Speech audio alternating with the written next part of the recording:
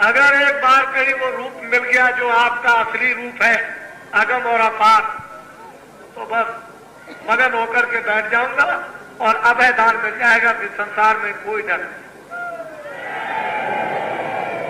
कोई किसी तरह का किसी से डर नहीं। गुरु काम क्या करते हैं?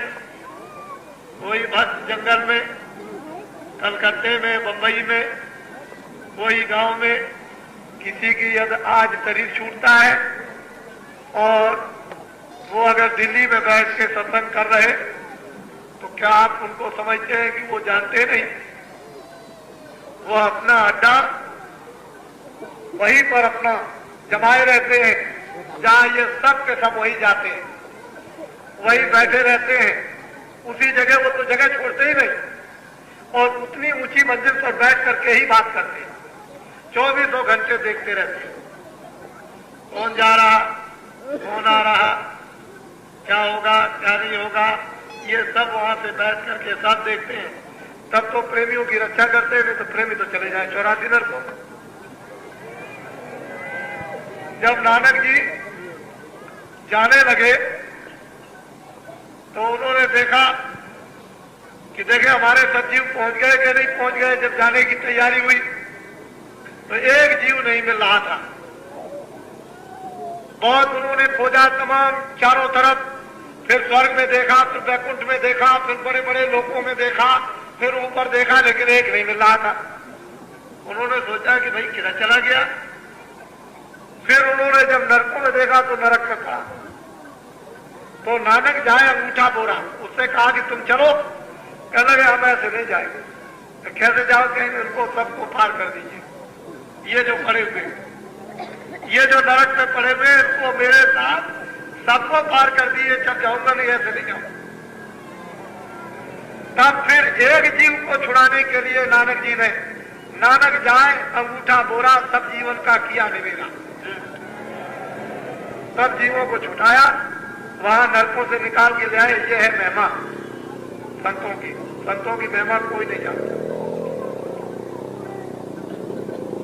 अन्न लिखने वाले ये संतों की महिमा को बिल्कुल नहीं जानते, एकदम मालूम ही नहीं कि संत किसको क्या। इसलिए प्रेमी कहते हैं कि मुझे वो रूप दिखा दीजिए, मगन हो जाऊं। अभयदान आपके असली रूप को देखकर मिल जाए, फिर कोई डर कभी स्वप्न में रहे ना, किसी से भी डर न रह जाए। ऐसे दया कीजिए, कृपा कर दीजिए। हाँ, यह भी रूप प्यारा मोगो, इस ही से उसे समझाओ। कहते हैं कि प्रेमी कहते हैं क्या है भाई, है मालिक, ये जो रूप है तो मुझे प्यारा है ही, क्योंकि ये नहीं रहेगा तो उसको कैसे आप समझाएंगे, उसे कैसे दिखाएंगे। लेकिन ये तो मुझे प्यारा है, ये तो नहीं कि नहीं, इससे उसको आपको समझाना है, लेकिन कृपा कर दीजिए वो भी दिखा दीजिए, दया कर दीजिए कि वो भी रूप देख लें जो आपका असली रूप है। हाँ, बिन इस रूप काज नहीं होई, क्यों करवाही लखाओ। ये बात तो बिल्कुल है विश्वास की कि इस शरीर के बगैर काम नहीं होगा, क्योंकि इसके बगैर वो दिखाया नहीं जा सकता। जब साकार रूप आएगा तभी इससे आप उसको दिखाएंगे, समझाएंगे, नहीं तो कैसे मिलेगा। तो इस रूप की तो महिमा है।